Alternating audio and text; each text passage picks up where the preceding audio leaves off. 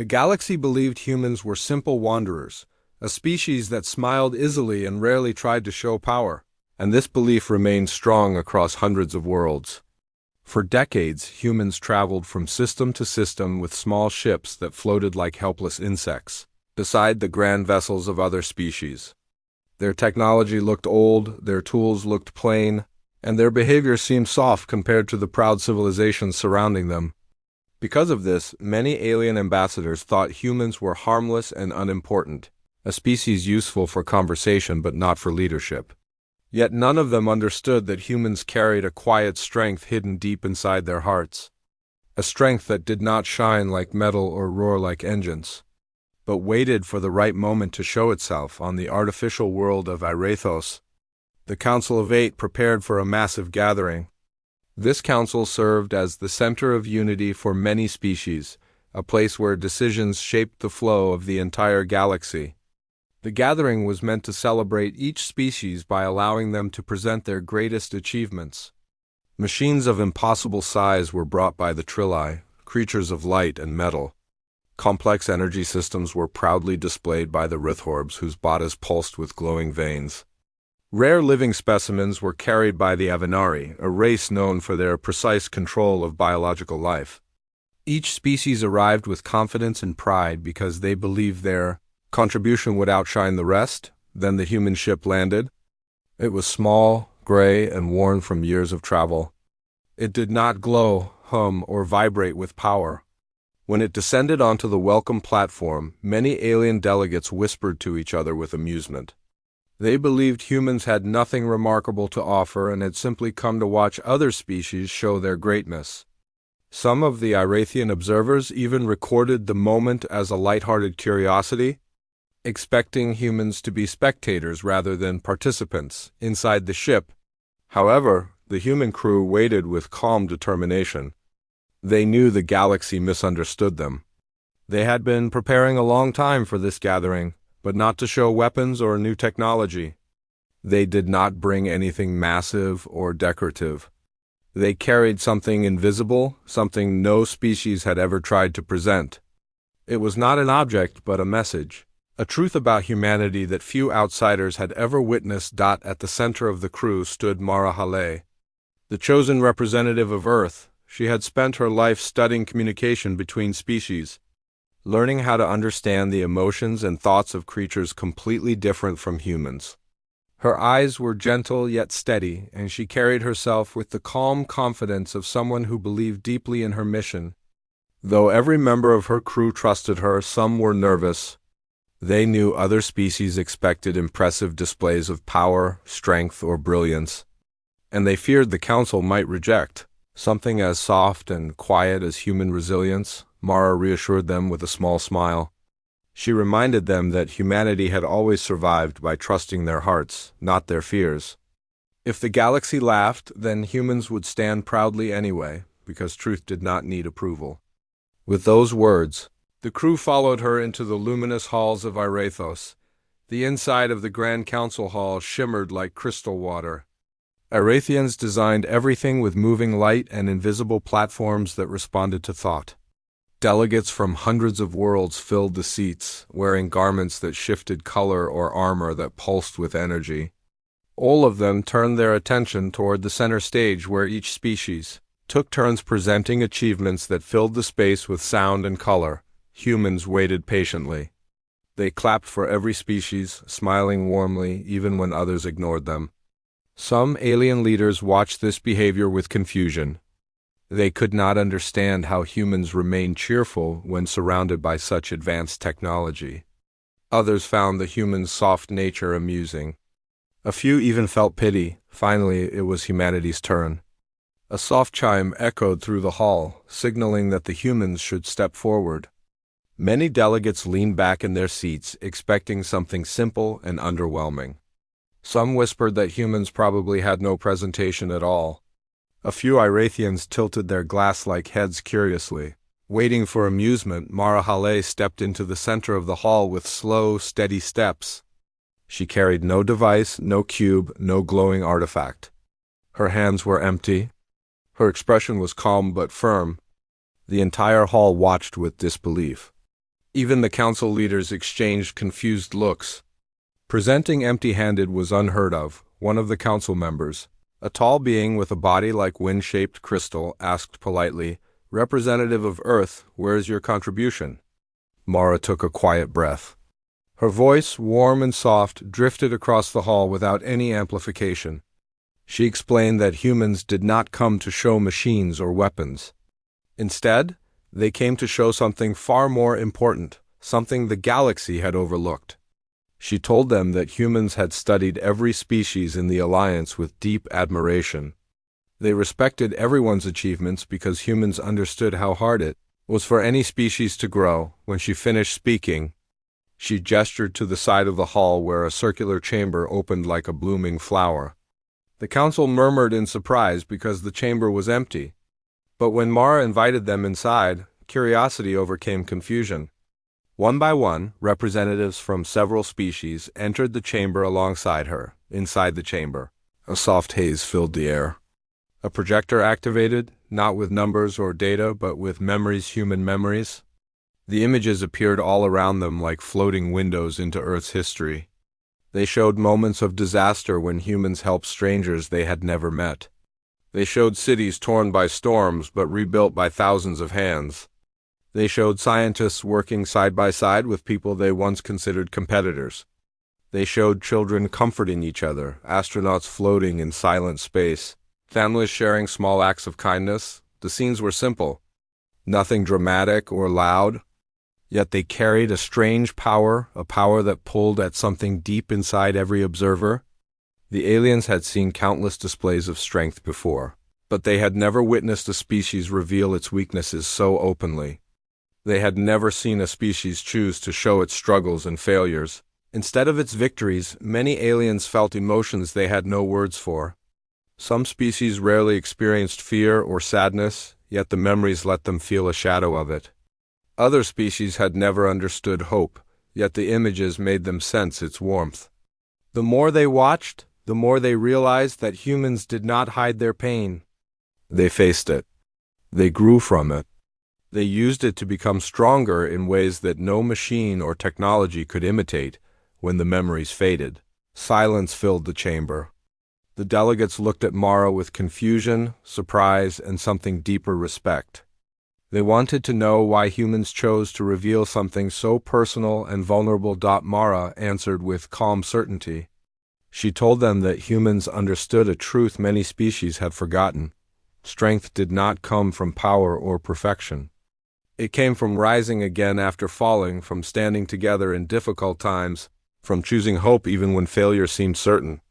She explained that humanity survived not because they were the strongest, but because they were the most willing to learn, adapt, and grow. Outside the chamber, the large hall remained silent as the delegates slowly stepped out. Their expressions were different now. They no longer looked at humans with amusement or pity. Instead, a quiet curiosity spread across the room, as though they sensed that humans possessed something special that they had never noticed before. The council did not speak for several minutes. They needed time to understand what they had just seen.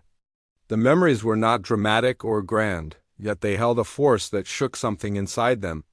It was a strength that no other species had tried to present. As Mara returned to stand with her crew, the humans watched the hall with steady breaths. They did not know how the council would react. They did not know whether the galaxy was ready to see the truth about humanity, but they had revealed their deepest essence with honesty. And that was enough, because humans knew that sometimes the quietest truths carried the greatest power, and sometimes the smallest species in the room held a strength no one expected. The council chamber remained quiet long after the human memories faded. Delegates returned to their seats slowly, as if a strange weight pressed on their minds. Many of them had witnessed technology that could split stars, machines that could bend light, and creatures that could live for thousands of years. Yet none of those things had made them feel what the human memories made them feel. The silence grew thick, filled with confusion and curiosity. No one knew what to say. Mara Hale and her crew stood calmly near the center, waiting for the council to speak. They did not shift nervously or whisper among themselves. They understood that their presentation was unusual and that the hall needed time to understand it. Humans had learned long ago that sometimes the most powerful truths required silence before they could settle into the heart. At last, an Arathian council member stepped forward. Its translucent body shimmered as it studied the humans with new eyes. It asked Mara how such simple memories could be considered a contribution to the galaxy. It wanted to understand why humans believed emotional endurance mattered in a universe filled with conflict, change, and great challenges. Mara replied softly that humans had survived countless hardships, both natural and self-made. She explained that humans always chose to rise again even when they felt broken or lost. Their greatest strength, she said, was not force or brilliance, but the ability to come together in the darkest moments. The council member listened, its glowing patterns shifting in thoughtful waves. Other delegates began to murmur. Some expressed doubt. They did not understand how sharing emotion could create progress. They asked whether humans had any special abilities or technologies that proved their worth. Some even wondered if the memories had been manipulated to create sympathy. Humans stood silently while questions rose like a storm. Instead of arguing, Mara invited the doubting species to join another simple demonstration. She guided them to a communication platform used for cross-species emotional readings. This platform allowed different beings to express feelings that were otherwise impossible to translate into words. But humans, unlike most species, did not need machines to communicate emotions. Their expressions, tone, and body language made them surprisingly easy to understand. When the first alien representative approached Mara, the platform recorded a faint energy wave. Mara did not say anything. She simply offered a warm smile and extended her hand gently, a gesture of trust among humans. The alien could not feel the touch because of its crystalline form, but it sensed something strange, a calm warmth carried by her posture and quiet breath. The platform translated Mara's emotional state into a soft echo that floated around the alien like a peaceful hum. Next, Mara listened as the alien attempted to express its confusion. She nodded, showing patience and respect. She did not interrupt. She did not show frustration. Her calm acceptance carried more meaning than any machine reading. A few other species watched with silent shock, realizing that humans had an unusual natural ability. They could create emotional bridges without needing any special skills or devices. When the demonstration ended, the platform displayed a rare reading. It showed that Mara's emotional output had softened the chaotic patterns of the alien representative, creating order where there had been confusion. The hall reacted with surprise.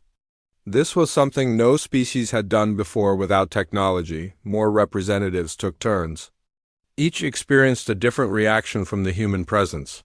Some felt calm. Others felt encouraged. A few felt understood for the first time. The Arathians recorded every reaction carefully, noting how unpredictable yet gentle the human influence was. Soon the whispers in the hall changed. The earlier doubt began to fade and curiosity took its place. Delegates wanted to know how humans developed such emotional resilience. They asked about Earth's history, its struggles, its wars, its natural disasters, and its victories. Mara explained simply that humans had spent thousands of years learning to rise after falling. She did not hide their flaws.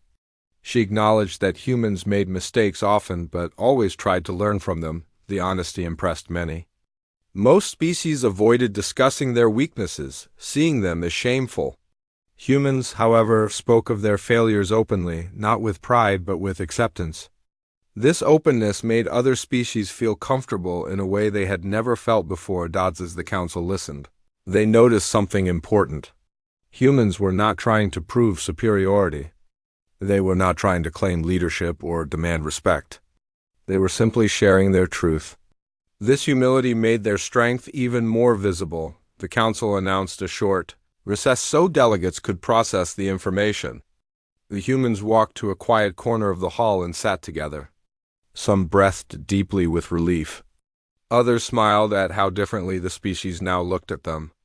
They knew that the galaxy would never see them the same way again, but the day was not over.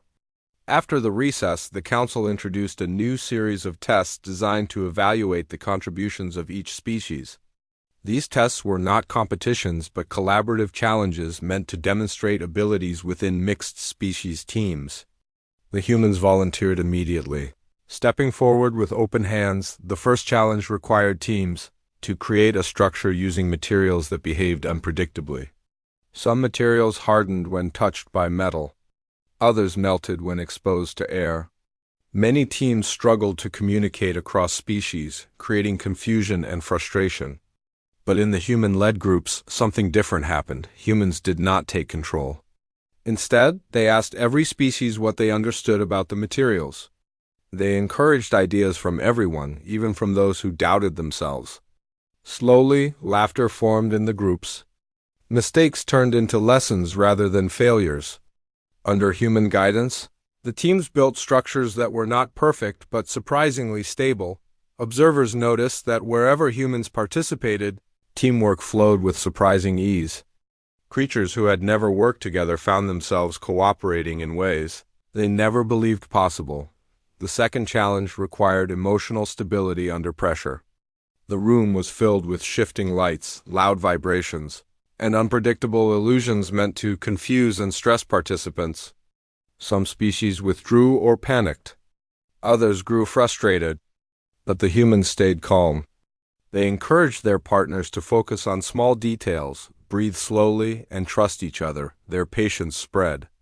Teams with humans completed the challenge faster than teams with even the most advanced species.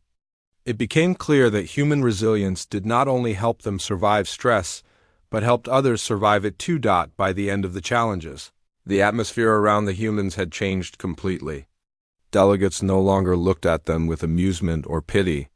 They approached them with genuine interest, asking questions and sharing their own stories. Mara felt a sense of gentle pride.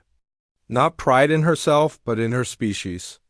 She had always believed humans possessed a special kind of strength, and now the galaxy was beginning to see it too. As the Council prepared to close the day's events, an unexpected request arrived. Several powerful species asked for a final, more complex demonstration. They wanted to test the true depth of human unity. This test would not involve machines, structures, or illusions. It would involve understanding, cooperation, and emotional control. Mara accepted without hesitation. Humans did not fear challenges that required heart. She looked at her crew, and they nodded with quiet confidence. They stepped forward once again, ready to show the galaxy what humanity could do when it worked together. And though the humans did not know it yet, this next demonstration would mark the beginning of a change far greater than anyone imagined. It would be the moment that opened the door to a future where humans were no longer underestimated. It would be the moment they revealed a new depth of their strength, one the galaxy had never seen before. The council hall slowly filled again as the recess ended, and every delegate returned with curiosity stronger than before. The humans stood at the center of the room, calm and ready for whatever test the council planned next. Mara Hale could feel the shift in the atmosphere. Earlier the hall had been full of amused whispers, but now the silence carried respect. Even the most advanced species watched the humans with careful attention, as if they sensed something meaningful was about to unfold. The council leader stepped forward. Its crystalline body glowed softly, and its voice rang through the chamber like a gentle ripple. It explained that the next demonstration would test something the Alliance valued deeply: unity under pressure. This test was designed not to measure intelligence or speed, but the ability to remain connected when facing confusion, danger, or emotional strain. Most species struggled with unity when situations became tense. Misunderstandings often grew, small conflicts became larger, and cooperation broke down. The Council wanted to see how humans would respond. They prepared a simulation chamber larger than the one used earlier. The walls shimmered like living glass.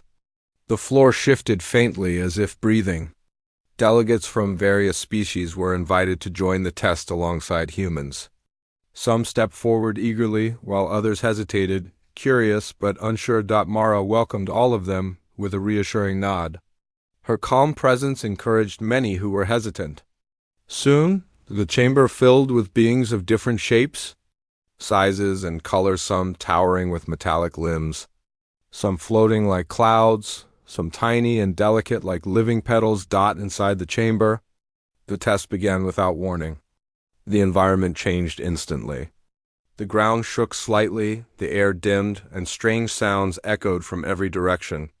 These sounds were not dangerous, but they were confusing whispers, rumbles, sharp tones, frequencies meant to disrupt concentration. A few delegates panicked immediately. They looked around in fear, unsure of where the noise came from.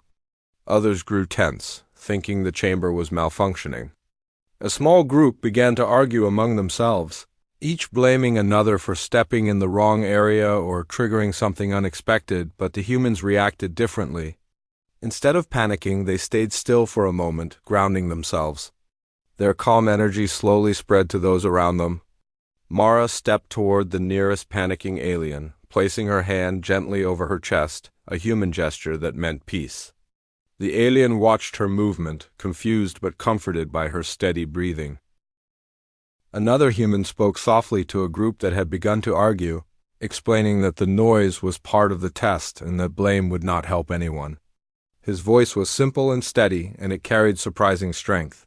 The arguing stopped, not because the alien species suddenly understood everything, but because the human voice made it easier for them to pause and breathe. The chamber shifted again. The lights flickered into patterns that made it difficult to see. For many species, losing visual clarity caused discomfort and rising fear. But the humans adapted quickly.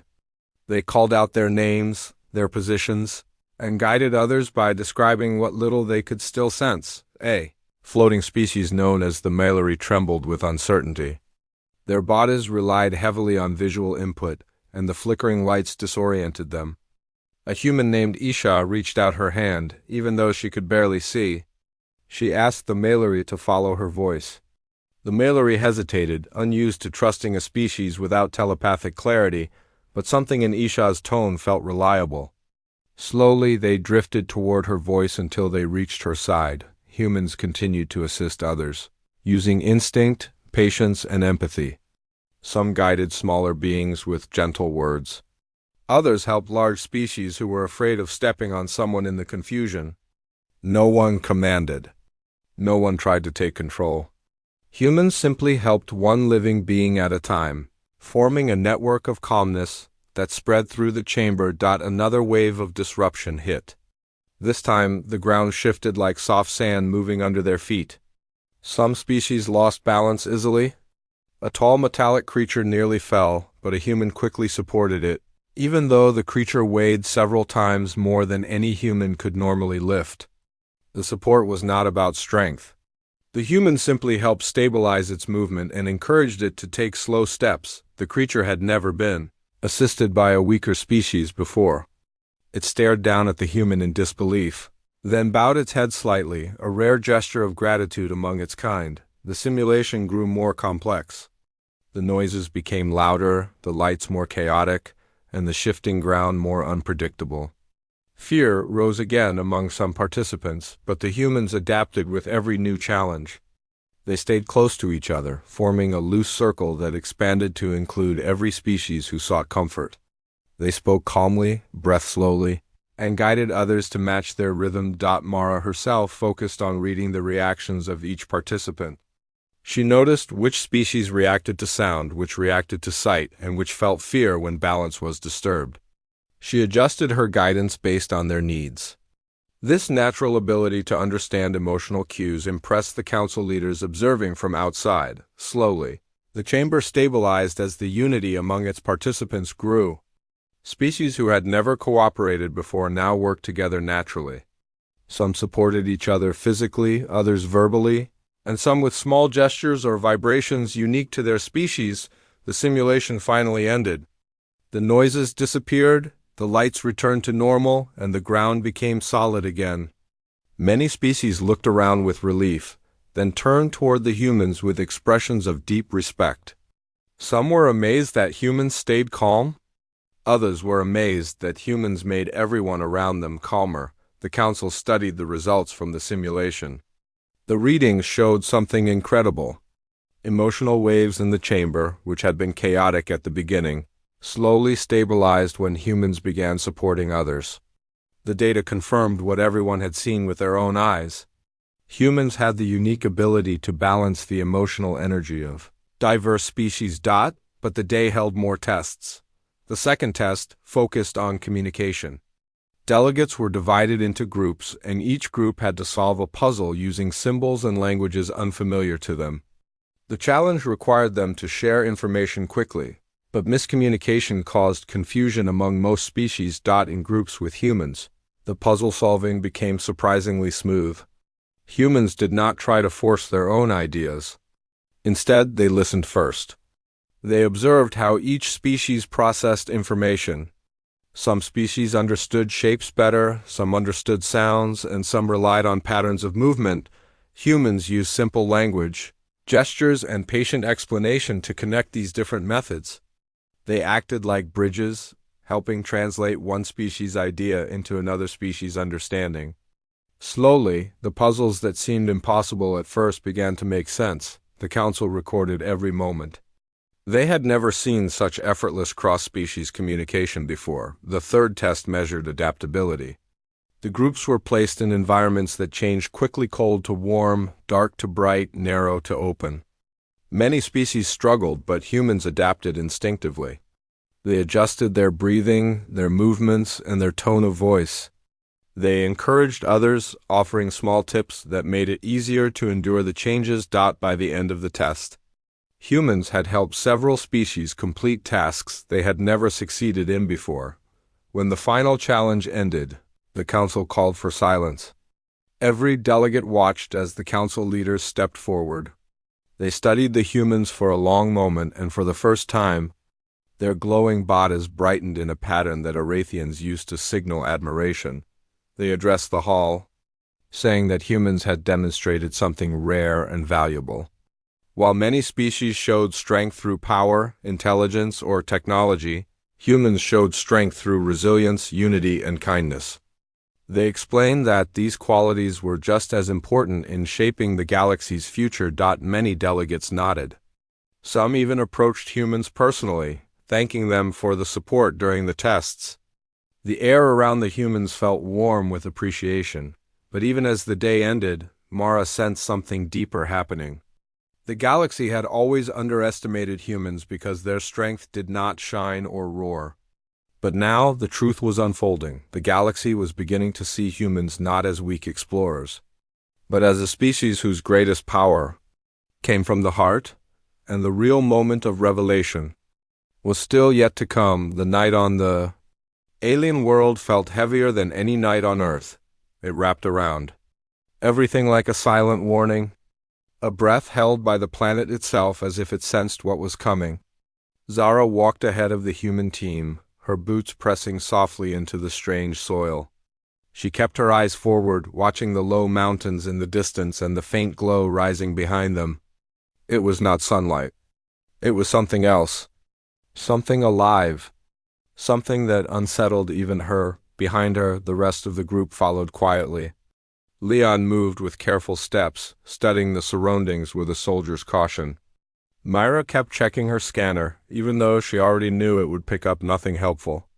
And Ethan walked with a stiffness that had not left him since the strange signal hit them earlier. His hands trembled every now and then, something he tried hard to hide. They were heading toward the heart of the enemy territory. But none of them fully understood what waited for them there. They had seen 100 dangers before, traveled through countless hostile zones, but the unknown ahead felt different. It felt like something that had been waiting for them specifically. Zara looked back at her team. She knew they trusted her, but she also knew they wondered if she truly understood the risks they were taking. She gave them a small nod, a silent reassurance that she would not lead them into something meaningless. Then she turned forward again. When they reached a rocky ledge overlooking the valley below, the team froze. Far beneath them, hundreds of glowing shapes moved in a slow, pulsing pattern. They were alien machines, but not like the ones humans had fought before. These were silent, drifting like ghosts, rising and falling with the calm rhythm of a single enormous mind. Myra swallowed hard as she watched them. She had seen battlefields filled with machines before, but these were different in ways she could not explain. They looked like creatures made of light and metal, shifting through one another as if they were alive. Leon crouched near the edge and narrowed his eyes. "This is a whole army," he said quietly. "But they're not forming lines. They're not preparing to attack. It's like they're waiting for a signal." "That signal might be us," Zara said. Ethan stood beside her, his breathing slightly shaky. "Why do they glow like that?" "It's energy circulation," Myra answered. "But the pattern is too perfect. It looks like they're all connected, like one giant system." They watched the pulsing for several long minutes. It felt hypnotic, like the machines were trying to draw them in. Zara finally stepped back, pulling the others with her. "We can't stay here," she said. "We need to reach the ridge behind them. If the ancient structure is still active, we might find answers there. But what if they detect us?" Ethan asked. "They will," Zara said. "But not yet." She began leading them along a narrow path carved through the rocks. The air grew warmer as they moved, and small sparks drifted around them like falling embers. Leon tried to brush one away, but it passed through his hand like it was made of air. "What is this?" he asked. "Residual energy," Zara said. "The machines below release it. It spreads through the air and clings to everything." The path became steeper, forcing the team to climb carefully. Ethan slipped once, but Leon grabbed his arm and pulled him back up. Zara paused and watched Ethan closely. "You need to tell me if you feel worse," she said gently. He shook his head quickly. "I'm fine. I'll keep up." But he was not fine. She could see it in his face. The earlier psychic shock from the alien signal still affected him, and each step seemed to drain him a little more. They reached the top of the ridge as the glowing machines continued their strange dance below. From here, the structure they sought was finally visible.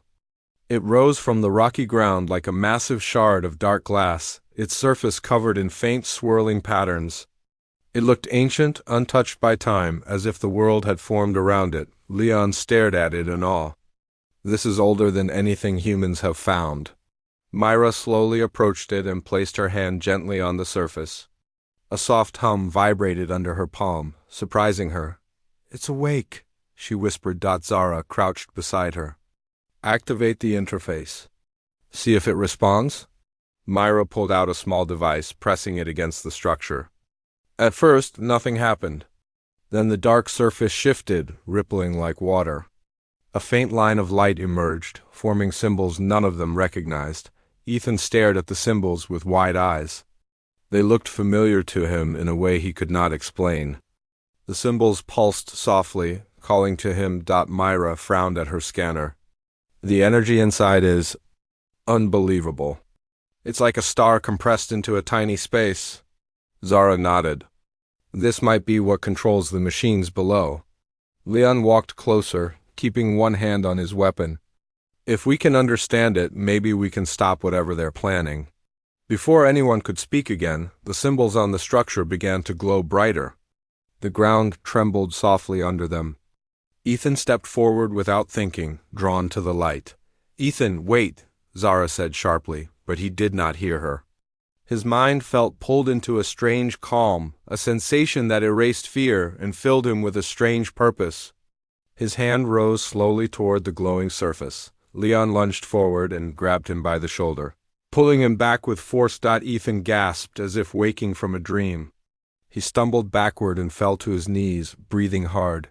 "That thing almost took you," Leon said angrily. I don't know what happened," Ethan whispered. "It felt like it was speaking to me." Zara walked carefully to the structure and placed her hand between Ethan and the symbols.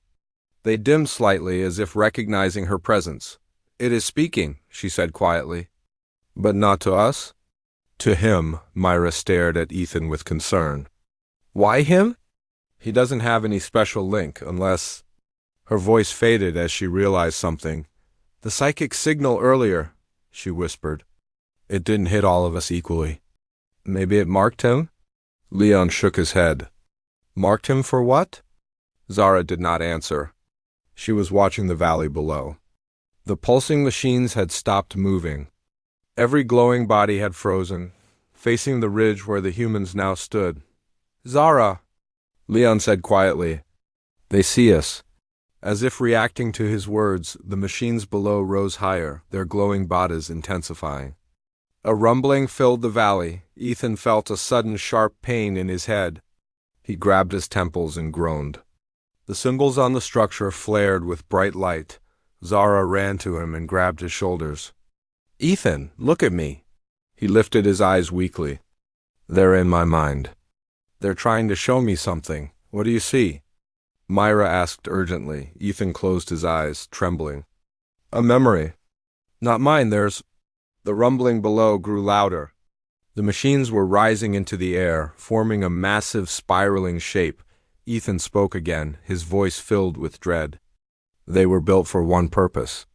To find something. To protect it." Zara exchanged a quick look with Myra. "Protect what?" Ethan opened his eyes. "This, the structure. And the energy inside it." Myra stepped back. "So we're standing on their most important site." Leon cursed under his breath. "And they think we're here to take it." The first machine launched upward, sending a shockwave across the ridge. Rocks cracked under the force, and the humans staggered to keep their balance. Zara looked at the rising machines. Then she looked at Ethan, who was barely able to stand. "We can't fight all of them," she said. "But we don't need to. We just need to understand why they reacted to Ethan." Another shockwave hit, stronger this time. Dust and debris filled the air. Zara pulled Ethan close and held him steady. "What do they want from you?" Ethan forced himself to speak through the pain. "They want me to open it." Myra looked horrified. "Open the structure?" Ethan nodded weakly. "They think I'm the key." The machines outside let out a collective sound, a vibrating tone that echoed through the mountains. Zara made her decision quickly. "Then we need to open it before they reach us." Leon stared at her. "Are you serious? We don't even know what's inside." "We don't have a choice," Zara said. "If Ethan is the only one who can do it, then he might also be the only one who can control whatever happens next." Ethan looked at the structure fearfully. "What if I can't?" Zara held his gaze. "You can. Because you're human. And humans always push beyond what they think they can do." The machines were almost at the ridge. Ethan stepped toward the structure again. The symbols glowed brightly in response. Swirling like they recognized him. Zara, Leon, and Myra stood behind him, ready to face whatever would come next. The ground shook as Ethan placed his hand on the glowing surface. The structure began to open, and everything around them filled with blinding light. The light poured out of the ancient structure like a rising sun, swallowing the ridge, the sky, and even the glowing machines that rushed toward it. Zara shielded her eyes, but she did not step back. Leon held his ground too, though he felt the ground trembling violently beneath him. Myra tried to stay steady, gripping her scanner even though it no longer responded. And Ethan stood at the center of the light, his hand still pressed against the strange surface, as if he had become part of it. When the blinding brightness finally began to fade, the world around them had changed. The ridge was quiet. The air felt charged, as if holding its breath. Zara slowly lowered her arm and blinked at the transformed scene. The machines that had been rushing toward them were suspended in mid-air. They no longer pulsed with their strange glow. They hung motionless, frozen like statues made of metal and light. Leon let out a slow breath. "What happened?" Myra stepped closer to one of the floating machines, examining the still energy patterns on its surface. "It's not dead," she said. "It's paused, like something switched off its movement." Zara turned to Ethan. He stood silently, staring at the now open structure. Inside, a soft golden sphere floated, pulsing slowly. Ethan seemed mesmerized by it. "Ethan," Zara said softly, "are you all right?" He turned toward her slowly, his expression distant. "I can hear it. It's still speaking to me." Leon raised an eyebrow. "What's it saying?" Ethan looked back at the golden sphere. "It's not a weapon. It's a memory. A message from a civilization older than anything we've ever known. Myra stepped beside him. A message for who? For anyone who could open this place, Ethan replied. Anyone who could connect with it.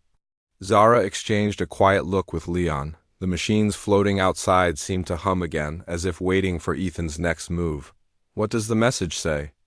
Zara asked. Ethan approached the sphere cautiously. It says humans are not what the galaxy thinks they are. We're not weak. We're not lost. We have something inside us the ancient race didn't have. Leon rubbed the back of his neck. And what would that be? Emotion, Ethan whispered. Hope, the ability to want more than survival. The machines were built to guard this memory, waiting for a species that could feel something powerful enough to unlock it. Myra slowly nodded. So the signal earlier, the one that hit your mind. It was testing me, Ethan said. Testing if I could handle the connection. If I had the emotional strength to hold the memory without breaking. Zara stepped closer. And you did. Ethan smiled weakly. Barely. The golden sphere drifted forward, stopping just in front of him. Ethan raised his hand carefully, touching it with his fingertips. The moment he did, a shock of warmth spread through him. He saw flashes of a long-lost civilization filled with towering structures of light, peaceful cities, and beings who communicated with pure emotion. He saw their downfall to an ancient enemy, ruthless and unstoppable. He saw the machines being built as guardians, and finally, he saw the hope the ancient beings placed into their final creation. A spark of energy jumped from the sphere to his hand. Ethan gasped and stepped back, trembling. Zara grabbed his arm quickly. What did it show you? Ethan swallowed hard. A warning. And a gift. Myra frowned. A warning for what? Ethan looked out over the frozen machines. Something else is coming. Something even the ancient civilization couldn't stop? They hid this memory so that one day, someone strong enough would find it and prepare their people. Leon stiffened. Prepare for what? Another invasion? Something more powerful, Ethan whispered. Something that destroys stars? The team fell into uneasy silence. The golden sphere slowly faded back into the center of the structure, settling into place like a resting heart. Zara straightened her shoulders. You said there was also a gift? Ethan nodded. Knowledge, technology, a way to rise faster than any species before. But only if humans are united enough to use it. Myra looked thoughtful. The machines. Are they still guardians? Ethan walked toward them slowly. The machines began to glow again, pulsing gently. They lowered themselves to the ground, forming a loose circle around the humans. They're recognizing us, Ethan said. They're not enemies anymore? They're waiting. Leon crossed his arms. Waiting for what?